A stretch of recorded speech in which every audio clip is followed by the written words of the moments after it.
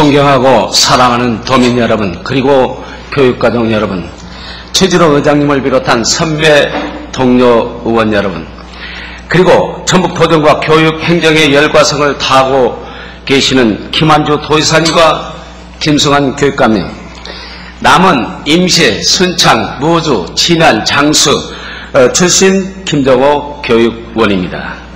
제가 오늘 특별히 교복을 입었습니다. 교복의 중요성을 보이기 위해서입니다. 학생 앞에서 변명이나 수식어로 나열한 것은 올바른 교육자가 아님을 먼저 말씀드립니다. 저도 학생의 입장에서 공손하게 질문을 드리도록 하겠습니다. 먼저 긴급 질의에 앞서 얼마 전 사택에서 보일러 가스 누출 사고를 당한 선생님과 가족에게 교육원으로서 진심으로 사죄를 드리며 빨리 완치되어 다시 학교에서 아이들과 근무할 수 있기를 바랍니다. 사고가 발생한 지 한참이 지나서야 알게 됐습니다.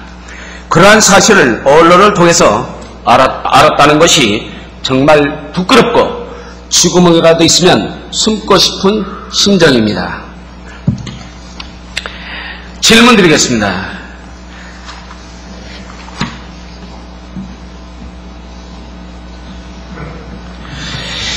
본 의원은 아직도 이해가 되지 않아 교육감님께 묻습니다. 지난 4일 순창 교직원 사택에서 가스 누출 사고로 여교사가 중대에 빠졌는데 전북 교육의 수장인 교육감님께서는 가스 사고가 발생한 지 3일이 지난 7일에서야 보고를 받았다고 하는데 사실입니까? 네, 사실입니다. 언론 보도에 의하면 사고가 발생한 연립사택은 2001년 신축 이후 현재까지 한 번도 보일러 교체가 없었고 2011년 순창교육지원청은 도교육청에 4억 원의 교직원 사택 수리비 예산을 요구하는데 5천만 원만 예산을 교부했다는데 교육감님은 알고 계십니까? 네, 알고 있습니다. 그 4억 원 속에 보일러 교체 비용이 들어있습니다. 그것도 알고 계시죠? 네.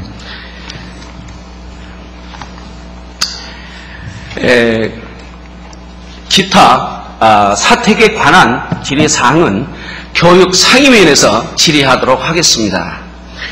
요사이 들어 매스컴을 보면 교육감님께서 작은 학교 살리기를 추진하고 있는데 바람직한 일입니다. 또 하나는 지난해 국민권익위원회에서 실시한 청렴도 평가에서 전국 16개 시도 중에서 3위라는 것은 고무적인 일로 앞으로 전북교육의 발전을 기대합니다.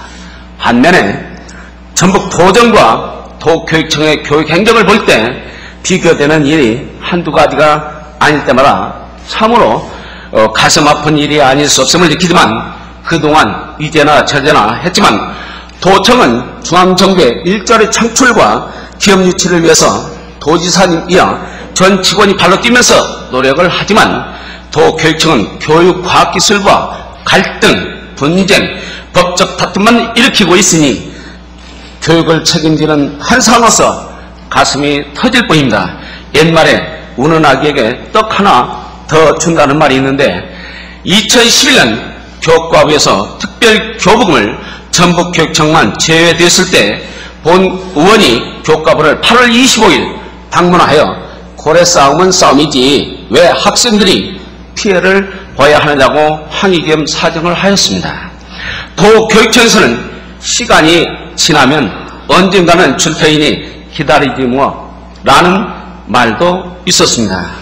그때 교과부의 한 직원은 저에게 전라북도에서 교과부를 방문한 교육에 관련된 유일한 부인이시네요 라고 말하였으며 교과부 방문이 있은 후 9일이 지나고 나서 전북교육청에 특별 교부금이 내려왔다는 사실을 교육감님께서는 알고 있으신지요? 우연일까요? 배려 차원일까요? 답변 바랍니다. 당시 교과부 그런 부당한 처리에 대해서 국회 교육과학기술위원회 그리고 우리 지역의 김춘진, 유성엽 그리고 장상로님께서 적극적으로 노력한 결과로 알고 있습니다. 제가 갔을 때는 그 교과부 직원들께서 그런 말씀은 한마디도 하지 않았습니다. 단, 이제 전라북도 교육청과 교육과학기술부의 관계가 원만해지기를 바라고 원만해지면 특별 교부금을 내려보내겠다는 말이었습니다. 인사 문제입니다. 교육감님, 요즘 학교 현장에서 일어나고 있는 가장 중요한 일 하나 질문 드리겠습니다. 2013년 2월 말 초중등학교의 교원 정년 퇴직자는 몇 분이고 명예퇴직 희망자는 몇 분이었으며 몇 분이 명예퇴직 하시는지 알고 계십니까? 알고 계시면 답변해 주시기 바랍니다. 정년 퇴직자 수는 144명, 명예퇴직자 수는 211명입니다. 211명? 211명. 예, 211명 같습니다. 왜 명예퇴직자가 많다고 생각하시는지 짧게 답변해 주시기 바랍니다. 과거에 비해서 교원의 지위를 감당하는 것이 많이 힘들어졌다는 것입니다. 하나는 학생 생활지도가 그만큼 어려워졌고 또 하나는 중앙정부에서 교원들에게 부과하는 책무가 날이 가면 갈수록 많아진다. 그 중압감이 상당히 큰 원인이라고 생각합니다. 왜 학생 생활지도가 그 속에 포함됐다고 생각하십니까? 그만큼 학생들을 둘러싸고 있는 사회 환경이 급격하게 변했습니다. 제가 생각하기로는 학교 현장에서 생활지도가 어렵다는 것을 인지하고 있습니다. 그리고 선생님들께서 어떤 경우라도 학생을 지도할 수가 없습니다. 그걸 알고 계시죠? 어떤 경우라도 학생을 지도할 수 없다라고 하는 너무 극단적인 표현이십니다. 학생들을 지금 열심히 지도하고 있는데 이게 학교 현실인데 어떤 경우에도 학생들을 지도할 수 없다라고 말씀하시는 건 지금 선생님들이 아예 생활지도에 손을 놓고 있습니다. 그것이 바로 문제입니다. 전라북도 교육청의 암담한 교육 현실이 반영되고 있는 부분이라 생각합니다.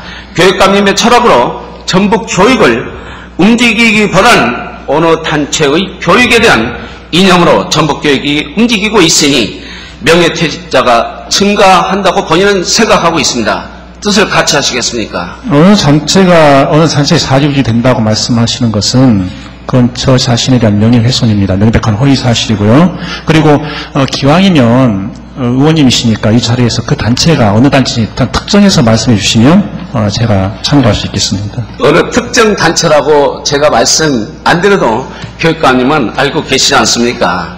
그 문제는 뭐냐면 지금 혁신학교다. 이게 그 다음에 학생 인권조례다. 학교 교육계획서에 학생 인권제를 포함시켜라.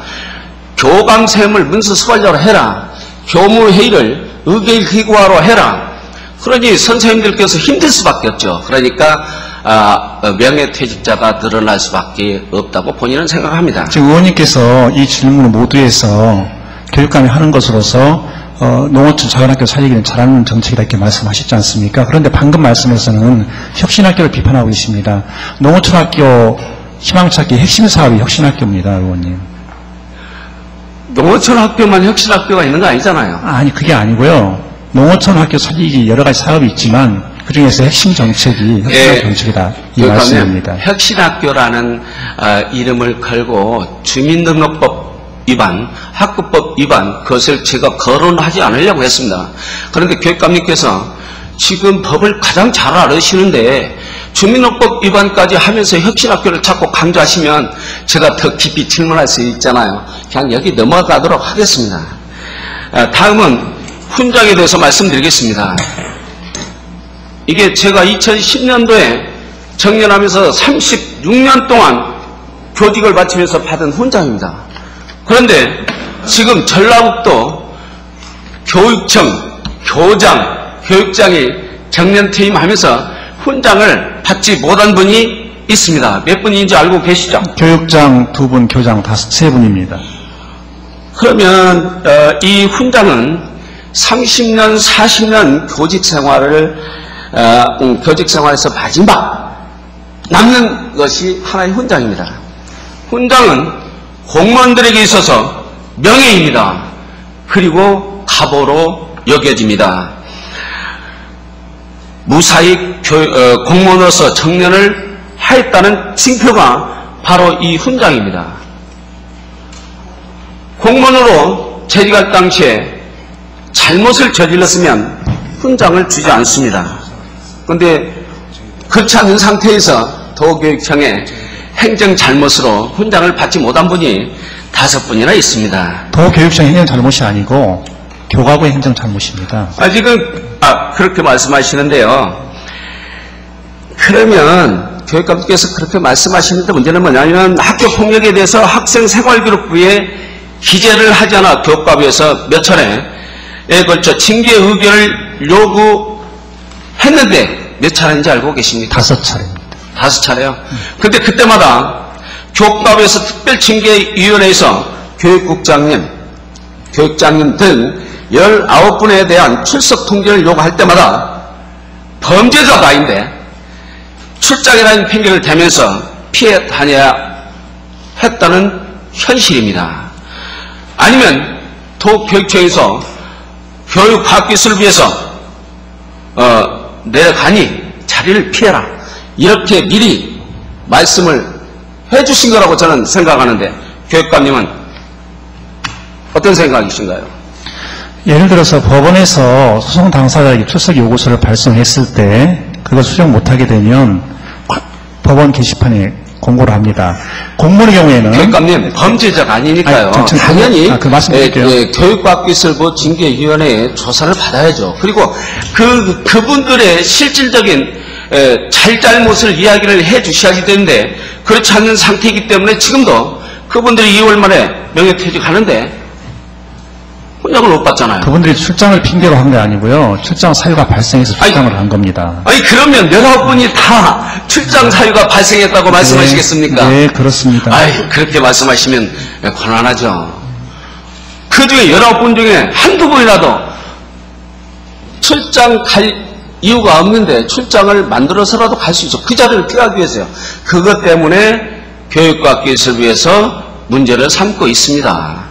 그냥 떳떳하게 조사받을 건 받고 저는 제 교육 소신에 의해서 학생 생활기록부에 기재하지 않았습니다. 그 학생의 미래를 위해서 이렇게 떳떳하게 밝히면 되지 않습니까? 교과부가 근데 왜 피합니까? 피할 이유가 없잖아요. 교과부 안 피했습니다. 교과부가 아주 간단하게 관보에 출석 요구를 게시하면 그걸 끝입니다. 자, 이렇게 언론에 나올 때마다 교육감님께서는 책임을 진다고 언론 매체에 보도된 것을 여러 번 본 적이 있습니다. 훈장을 못 받는 5분에게 어떤 책임을 지실 건지 이 자리에서 말씀해 주시기 바랍니다. 네, 지금 그래서 대법원에 소송을 제기해놓고 있고 또 학생들이 헌법재판소에 헌법소원 심판 청구하고 있습니다. 이 사건에 대해서는 교육과학기술부가 교육감님, 이 문제 가지고 학생들이 헌법재판소에 헌법 제소를 해야 할 문제까지 가야 할 일입니까? 교육청에서 해야 할 일이죠. 학생들 자신이 인권이 침해당하고 있기 때문에 학생들이 헌법소원 심판 청구하는 학생 자신이 인권 침해라고 그렇게 말씀하시는데요. 저는요, 지금 학교생활기록부에 기재하지 않는 것은 가해자 측에서의 입장입니다. 피해자 입장을 어떻게 대변하시겠습니까? 의원님은 그 말씀. 제가 예를 들죠. 저한테 2011년도에요. 한 학교에 전화 왔습니다. 제 아들이 대인 기피증에 의해서 전주의 모 중학교에서 일어나는 대인 기피증에 의해서 방 안에만 있어가지고 살이 쪄서 나가지 못합니다. 어느 누구도 만날 생각이 없다고 했습니다. 그 학생에 대한 그것은 집단 따돌림 학교 폭력이었습니다. 그 학생을 어떻게 구제해 주겠습니까? 학교에서 구제할 방법이 없잖아요. 학교에서 학교폭력대책자치위원회를 열어서 징계처분 내리는 거 잘 알고 계시죠? 그러면요, 그 학생은 지금 고통을 타고 있고 지금도 나가지 못하고 있습니다. 그런데 가해 학생은 버젓이 학교를 다니고 있습니다. 그러면 그 학생에 대한 가해 학생에 대한 처벌이 있어야 한다 그겁니다. 그러면 생활기록도 기록해 준 것도 하나의 방법입니다. 모 신문에 나오기를 뭐라고 나오냐면 학생 생활기록부의 학법 기재 사항으로서 학교 폭력이 현저히 줄어들고 있다. 이렇게 언론에 나왔었습니다. 그 부분을 말씀해 주시기 바랍니다. 그건 교과부 이야기고요. 교과부 이야기고 네. 지금 가해 행위를 하면 처벌이 해야 된다고 말씀하셨죠. 징계합니다. 안 하는 게 아니고. 징계했으면 학교 생활기록부 기록에 해서 그 학생에게 불이익을 줄 것은 불이익을 줘야죠. 그보다 학교 폭력보다 더 범죄